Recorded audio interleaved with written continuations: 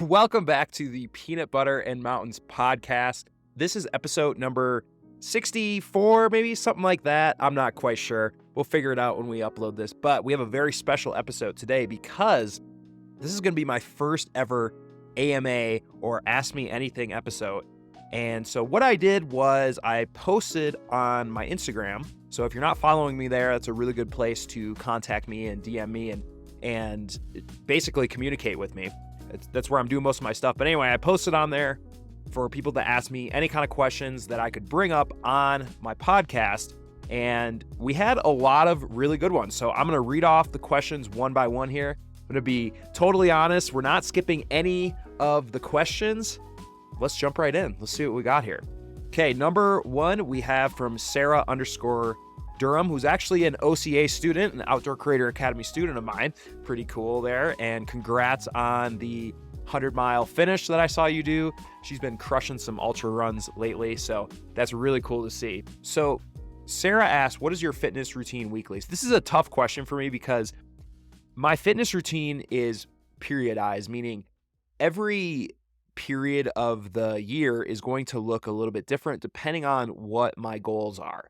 But for the most part, what my fitness routine looks like every week is I am doing strength training once or twice a week. I'm doing a run or some kind of cardio exercise 3 to 4 to 5 times a week, whether that is running, jujitsu, or a CrossFit workout.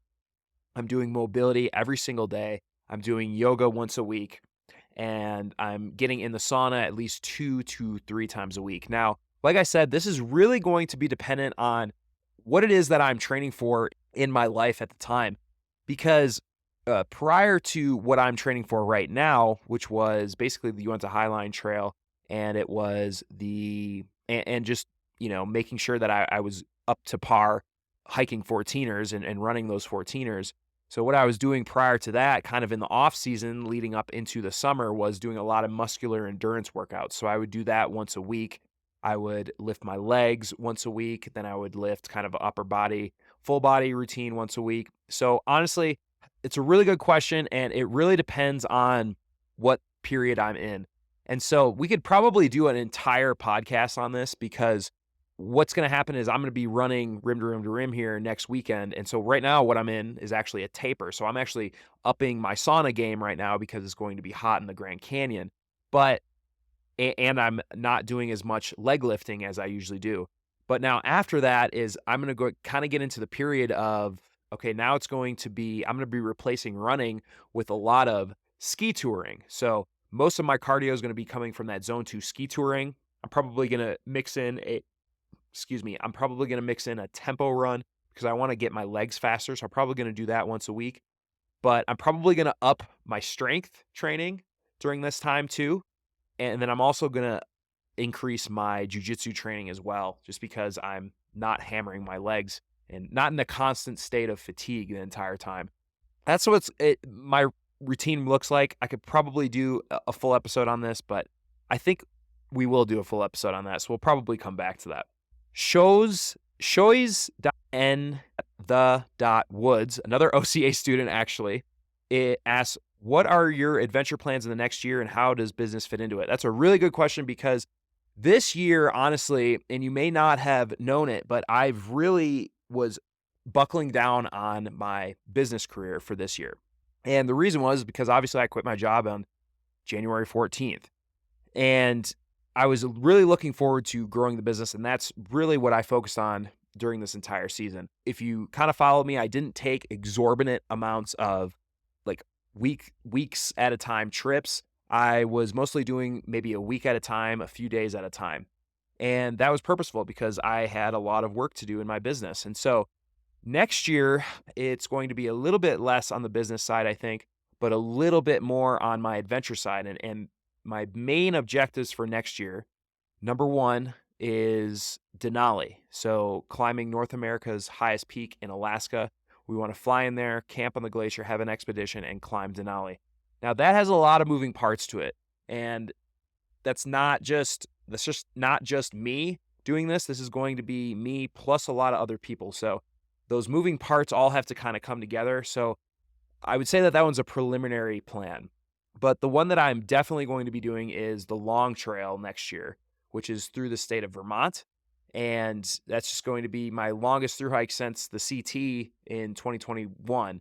Because in 2021, I kind of got burnt out of through hiking after the CT, which kind of sounds funny because it was only 500 miles and it was just off of the back of the year of the JMT. But for me, what I really like to learn, I love to learn new stuff. And I kind of felt like I had learned about as much as I needed to know with through hiking. And now with through hiking, it kind of comes down to exploring new cultures for me. I've never been to the East Coast, so I'm really interested in seeing that. And that's why I want to do the Long Trail. I'm not so much as interested in the scenery as I am about the culture of the trail and about the people I'm going to meet and the towns that I'm going to see.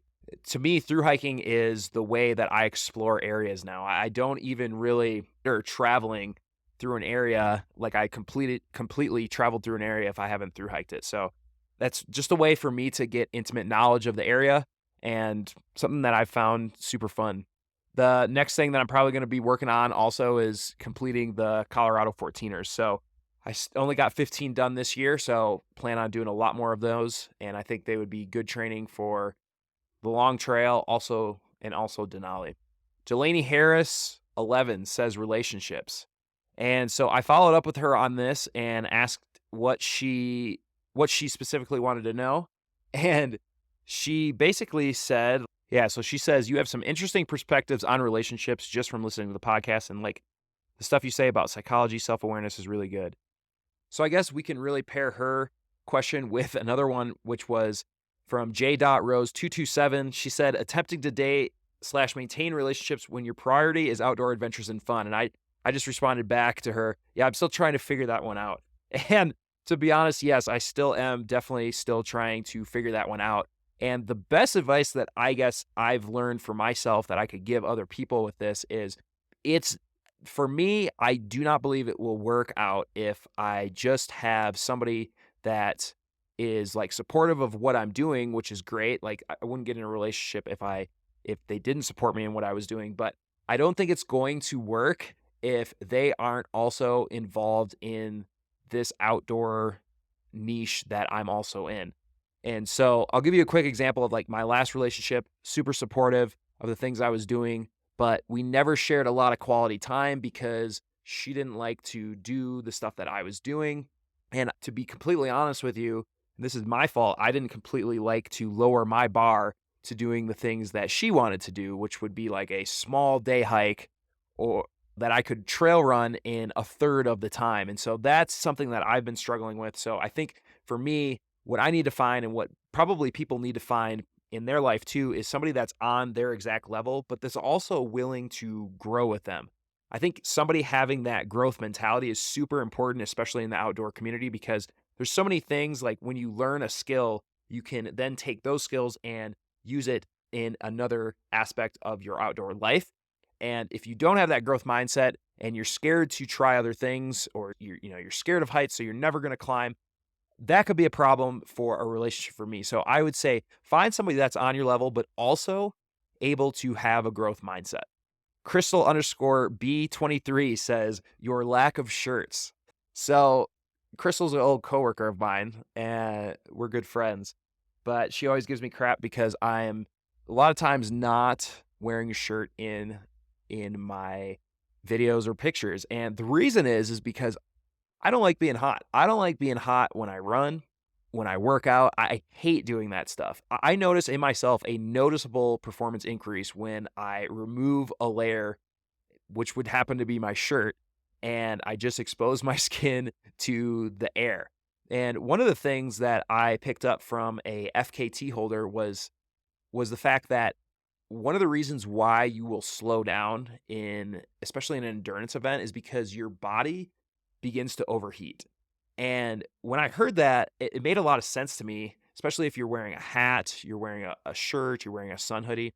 I've realized that, yeah, like I will start to slow down because I'm getting so freaking hot. But that's the reason why I don't wear a shirt a lot of times when I'm in the mountains. And that can sometimes come at the cost of a really good sunburn. So I always kind of be cognizant of when I'm taking my shirt off. I don't like to do it in the mid afternoon. I'll either do it super early in the morning or super later in the evening. J.Nix_outdoors, who's an awesome guy. Awesome cat, by the way. Go follow that guy. He's a really big supporter of my Instagram, and I really appreciate him. So Jake asks, splitboard travel versus skis in the backcountry, pros and cons, tips for both, preferences and benefits. So I'm just going to go right ahead and say it. Skis are a lot better.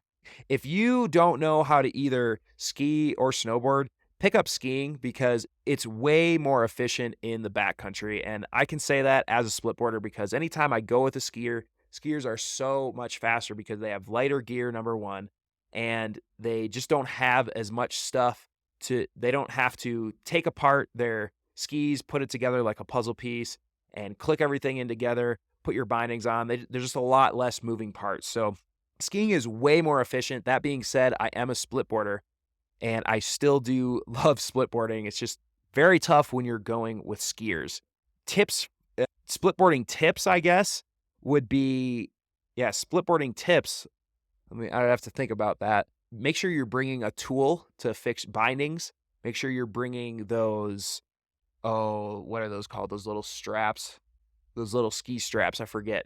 You always want to have like these extra tools for splitboards and stuff because there's a lot of moving parts to them. And if something goes down and breaks, like what happened to me on Mount Hood a couple times actually, where my actual binding strap broke, we actually used what the heck are they called? Volet straps, and use those as straps for my bindings to hold my feet into place on my splitboard.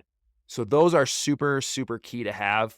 And probably one of the biggest tips to do for this would be the fact that just get some good uphill experience on a local resort instead of actually going out in the backcountry and trying to do it. Because you're probably going to be super confused and not really realize you're not going to move as efficiently as possible. Also take an avalanche class, learn about avalanches. Super, super key to know before you do anything in the backcountry instead of just sending stuff and having no idea about the snowpack. It's a great way if you want to not come back out of the backcountry. Purple_Hunter1204. It's a friend from back home. He says, hunting and why you want to get back to it.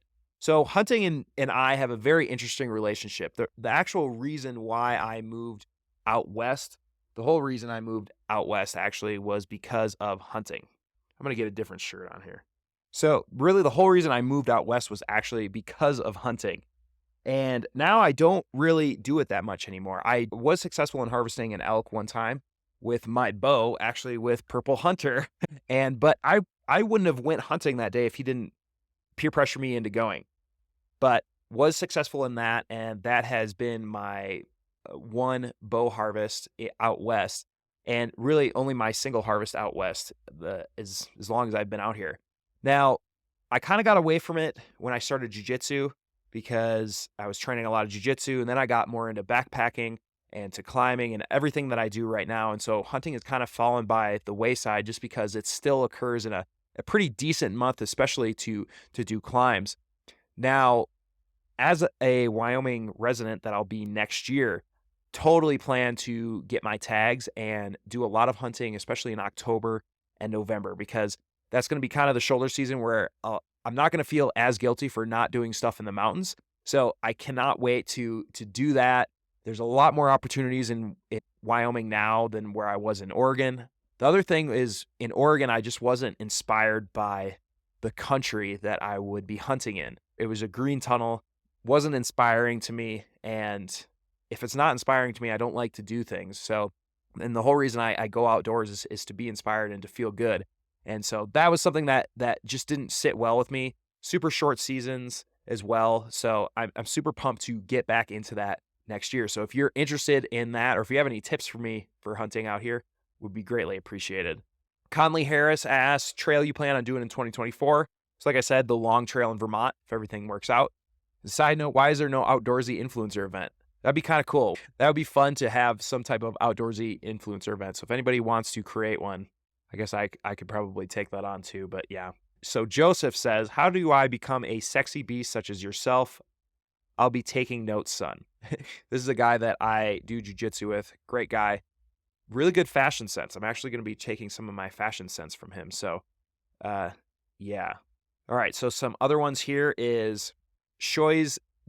The Woods again says, describe your worst funny backcountry experience. So I would say my worst backcountry experience, because I don't know if I can name one that's worst and funny, but my worst backcountry experience was the first time that I actually moved to Oregon. And it was the first year that I was living here. And I went out to a place called Hell's Canyon by myself. I was completely alone. I drove up this extremely gnarly road that I couldn't believe that my SUV got up. I went there and I woke up in the morning and I didn't know anything about trail systems. This was back in 2015. I don't even think All Trails existed back then. And sure as heck, Onyx or any of those didn't exist. It was the hottest day in Oregon of the year. It was July 4th weekend. It was like 100 degrees in Hell's Canyon. It's super exposed. I went on this trail for a little bit, and then my whole thing was I was looking for elk. So I had like a big backpack on. I had binoculars. I had all this stuff. Didn't have any trekking poles. I basically went down this giant canyon and I went up this other giant canyon, and I'm looking for these elk and I'm having a good time. And then as it starts to get really freaking hot, like, dang, man, it is hot out here. I'm thinking, okay, well, I'm going to need to get off of this ridge. And these ridges are the most steep ridges you've ever seen in your life. I mean, just straight down. I've never seen anything so steep in my life before or since. And so I'm basically scooting on my butt down this basically almost like a cliff type of thing. And everything's going good. I'm chilling and I'm picking my way back down to get to the river so I can go back up the other ridge, get to my car eventually. And I'm picking my way through and I can't find the best route. And so I go down this little kind of rock chute and I start picking my way down, and all of a sudden the rocks start moving under my feet. And so then I start sliding down the chute. And unbeknownst to me, I didn't know it at the time, but at the end of the chute was basically like a 30-foot drop-off cliff. And then it was just more of the just straight down of the canyon. So tumbling off of that cliff, you would not stop. There's no trees on these hills. It's just you'd go all the way down to the river. So I'm falling in this rock pile, and I'm falling, and somehow there's this little sapling among all these rocks. And as I'm falling and going down, I grab the sapling and I like save myself from falling over this cliff. And I just heave myself back up this rock outcrop. And I'm really shook at this point because I looked down off this cliff and I was like, I mean, there's no way I would have, number one, survived that. So I pick my way back down the canyon and I cross the river again, get some water. And again, it's getting even hotter. It's like 2 p.m. And so I start making my way back up and I start cramping. Never have cramped like this before in my life. Both legs are just full on cramps. I can't walk. I resort to literally just crawling down the trail. I'm literally just crawling on my hands and feet down the trail because I can't walk. It's so bad. And eventually I find these 2 giant, I don't know, pieces of wood, saplings, whatever, and use them as trekking poles or crutches. And so eventually I just crutch my way super slowly up this ravine, another ravine, and back to my car. And I had a girlfriend at the time, and I had texted her. I was like, hey, what do I do to stop cramping? Do I need salty foods? I didn't know any of that stuff, dude. I was such a greenhorn. And that experience there really taught me that, you know, the mountains do not care who you are, how hard you train, where you come from. I came from the Midwest, and it's all about survival.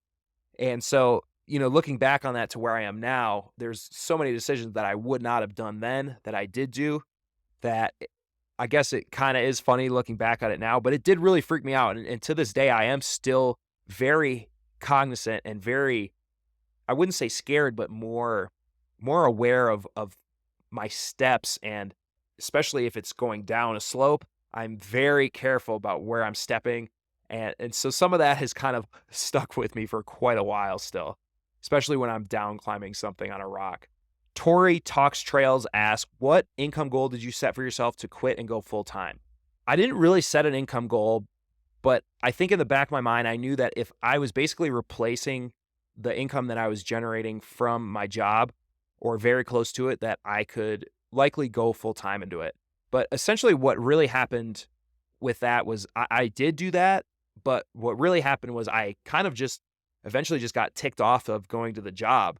And an event occurred when I got back from our holiday break over Christmas and New Year's that was kind of the last straw. And so I had already had it in my mind that I was going to quit this job and that I was frustrated with it and that it was holding me back and from my growth. And so once that event occurred, it was just kind of like a switch that was just like, okay, I'm done. And it really was the straw that broke the camel's back. But in the back of my mind, I did know that I could replace that. It just, there was no triggering event that occurred up until the point after New Year's where we got back, and then an event occurred, and then I was pretty much done after that. Tori Talks Trails also asked, what is the hardest part about being a full-time content creator? To be honest with you, I don't like to complain about my job because of the fact that I love this job and I wouldn't do anything else, honestly. And I know a lot of people say that if they genuinely like their job, and I never believe that because I was always raised that people kind of hate their jobs and they just need to make money just to make ends meet, and that's life. But I genuinely really love everything about my job. If I had to say something that is tough about it, is the fact that a lot of times you're creating in your house and you don't kind of leave your home, and you don't have any coworkers either. And so that can be kind of tough. And so what I would encourage creators to do is you have to find some type of social event to go to, whether that is going to the local bouldering gym. I'm taking dance classes now, swing dance classes. So that's being social. And so I'm counting that as yes, it's time away from work, but I need some of those social connections, because one thing too is the more hands you shake, typically the more money you can make. That's what I heard from Brad Lee. And you don't have to think of every relationship as transactional like that, but it is like you're not meeting anybody in your house, whether that is a connection or a network connection. You're not meeting anybody here because you're remote basically and constantly creating. So that I think is the toughest part for me. And I would say too, sometimes it does get annoying that you have to get some certain type of video when you're on an adventure. But honestly, I don't really consider it that annoying because I still feel extremely grateful that I can do this for a living, and that 99% of the adventure that I'm doing, I don't have to be filming something for a brand unless I'm filming something for YouTube. So really doesn't there's not, I really wouldn't consider that a con, but yeah, I hope that answers that question. Mag Penick _outdoors says, if you stayed in the Midwest, how different would your life have been / what would have been the same? Wow. So my life would have been extremely different. I do remember though that when I was in college, towards the latter part of college, the last couple of years, I started to kind of phase out drinking as much as I had been when I was younger, through 15 through 19, basically. So I was starting to phase that out. And I remember I always kind of had this one little itch that was, I would always ask my roommates, hey, let's go do X, Y, and Z outside, or let's go climb this, or and nobody ever wanted to do anything. And I realized that like I was the only person that was kind of into doing that stuff. And so I knew that I was kind of different from a lot of people. But how my life, but if I would have stayed in the Midwest, I think that I don't know where I would be. It's actually kind of scary to think about like where I would be if I stayed in the Midwest and never would have left. I think I would have taken a lot of trips out west, but I think the more roots that you put down in a place, the harder it does get to leave. And so I'm glad I left when I did around 21 years old, because if I would have put down more roots, got a girlfriend there, had a family, it would have been a lot harder to move. So I'm glad I moved when I did. But I think if I still did live there, I would always have that thing in the back of my mind that I could be doing something more with my life, in my opinion, that I love to do, that just fit me a little bit better, that I was in a culture, be involved in a culture that fit me a lot better. I think I would have always felt like I was still like the odd person out, and that probably would have never been resolved if I had not moved. H2O GTG says, Bigfoot, yes, no, maybe. I'm going Bigfoot, no. I don't know. I don't really believe in that stuff. Sean Ines, he's a good guy. He's a good buddy too.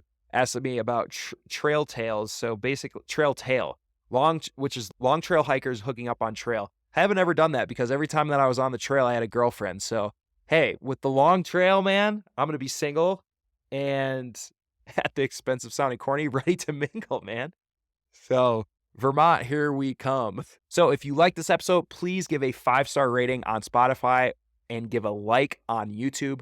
Helps me out tremendously. I'm trying to get to 10K subscribers on YouTube, and I'm trying to get to 50 reviews on Spotify. So if you could help out with that, that would be awesome. We'll see you for the next episode.